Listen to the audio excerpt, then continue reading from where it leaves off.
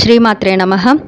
ఈ వీడియోలో ముందుగా ఆడవాళ్ళు ఏవి పాటిస్తే అదృష్టం కలిసి వస్తుంది, మంగళసూత్రం పెరిగితే ఎప్పుడు కూర్చుకోవాలి, స్త్రీలు రోజు తలకి స్నానం చేయాలా, ఉదయం నిద్ర లేవగానే ఏం చూస్తే శుభం, ఏవి చూస్తే అశుభం తెలుసుకుందాం. ఆడవాళ్ళు ఇవి పాటిస్తే అదృష్టం కలిసి వస్తుంది. స్నానం చేసే నీటిలో అప్పుడప్పుడు కాస్త రాళ్ళ ఉప్పు వేసుకొని స్నానం చేస్తే దిష్టి పోతుంది. బయటకు వెళ్లే ముందు ఛాతిపైన కాటుక పెట్టుకుంటే ఎదురు దిష్టి తగలదు.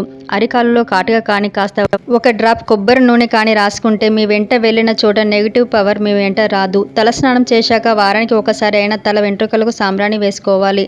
ఆడవాళ్లపైన పడే చెడు దృష్టి అంతా వెంట్రుకలను అంటి ఉంటుంది, అది పోతుంది. అష్టమి, అమావాస్య, ఆదివారం ఇలాంటి రోజుల్లో ఖచ్చితంగా దుర్గా స్తోత్రం చదవడం, దుర్గమ్మ గుడికి వెళ్ళడం, భైరవుడిని తలుచుకొని నమస్కారం చేయడం మంచిది. ఉదయం లేవగానే 21 సార్లు గం గణపతయ నమః అని తలుచుకొని పడక దిగాలి. నిత్యం రాత్రివేళ 11 సార్లు ఓం నమ శివాయ అని కానీ తలుచుకొని నిద్రపోతే మంచిది. మీ జన్మ నక్షత్రం రోజు మీ ఇంటి దేవుడు ఎవరో ఆ గుడికి వెళ్ళి అర్చన చేసుకోవాలి. పండగ రోజుల్లో కనీసం శుక్రవారం రోజు అయినా పాదాలకు పసుపు పూసుకోవాలి. మంగళవారం రోజు ముఖానికి పసుపు రాసుకుంటే చెడు దృష్టి పడదు. నిత్య దీపారాధన అలవాటు చేసుకోవాలి. అమంగళం పలకకూడదు. పొలాలు, బీడు ప్రాంతంలో ఏదైనా దొరికిన వస్తువులు తెచ్చి దాచకూడదు. కొన్ని మంత్రించి దాచినవి ఉంటాయి. చీకటి పడ్డాక ఒంటరిగా బయటకు వెళ్ళకూడదు. ఎవరినైనా తోడుగా తీసుకెళ్ళాలి. నిర్మానుష్యంగా ఉన్న ప్రాంతంలో ఒంటరిగా పగలు కూడా తిరగకూడదు. మంగళసూత్రం పెరిగితే ఎప్పుడు కూర్చుకోవాలి. తాలిబొట్టు కూర్చుకోవడానికి శుక్ర, మంగళ, శనివారాలు పనికిరాదు. గురువారం మంచిది. అష్టమి, నవమి, అమావాస్య, పౌర్ణమి తిథులు మంచివి కావు. ఉదయం 12 గంటల లోపు రాహుకాలం లేకుండా చూసుకొని మార్చుకుంటే మంచిది. గొలుసు బంగారమైన, సూత్రాలు మాత్రం పసుపు తడికే గుచ్చుకోవాలి. సూత్రాలు కాకుండా నల్ల పూసలు, పగడాలు, ముత్యాలు, బంగారు గుళ్ళు కలిపి 9 సంఖ్యలో వచ్చేలా చూసుకోవాలి. తూర్పు వైపు తిరిగి కూర్చొని ప్రశాంతంగా అమ్మవారిని తలుచుకుంటూ కూర్చుకోవాలి. అంతవరకు ఒక పసుపు తాడుకు పసుపు కొమ్ము కట్టి దానిని ధరించాలి. స్త్రీలు ప్రతిరోజు తలకి స్నానం చేయాలా తెలుసుకుందాం.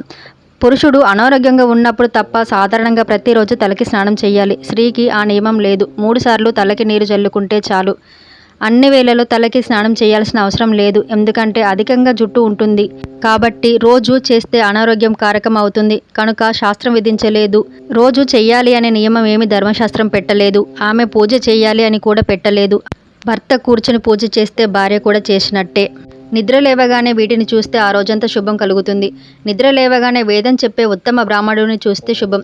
అదృష్టవంతుడిని చూసిన శుభప్రదం. గోపురం చూసిన శుభప్రదం. అగ్నిహోత్రాన్ని దర్శించడం శుభప్రదం. హోమాన్ని, యజ్ఞం లేదా హోమం చేసేవారిని చూసినా శుభప్రదం. అద్దాన్ని చూసినా శుభప్రదం. నిద్ర లేవగానే మన అరచేతులను చూసుకుంటే శుభం. సమస్త దేవతలు మన అరచేతిలోనే ఉన్నారు. అన్నిటికన్నా తులసిని చూసినట్టయితే ముల్లోకాలలో ఉన్న పవిత్ర తీర్థాలన్నిటిని చూసిన పుణ్యం. ఉదయం నిద్ర లేవగానే వీటిని చూడొద్దు. వాస్తుశాస్త్రం ప్రకారం నిద్ర లేవగానే కొన్ని రకాల వస్తువులను చూడకూడదు. అద్దంలో ముఖం చూసుకోవడం, జుట్టు దువ్వడం చేయకూడదు. పాడైపోయిన, పగిలిపోయిన గడియారాలు చూడొద్దు. అడవి జంతువులు, యుద్ధం, హింసకు సంబంధించిన పెయింటింగ్ ఫోటోలు చూడొద్దు. వీటిని చూస్తే నెగిటివ్ ఎనర్జీ వస్తుందని వాస్తుశాస్త్ర నిపుణులు చెబుతున్నారు. ఇలాంటి మరిన్ని వీడియోస్ కోసం నా ఛానల్ని సబ్స్క్రైబ్ చేసుకోండి. లైక్ చేయండి, షేర్ చేయండి, కామెంట్ చేయండి. Thank you for watching.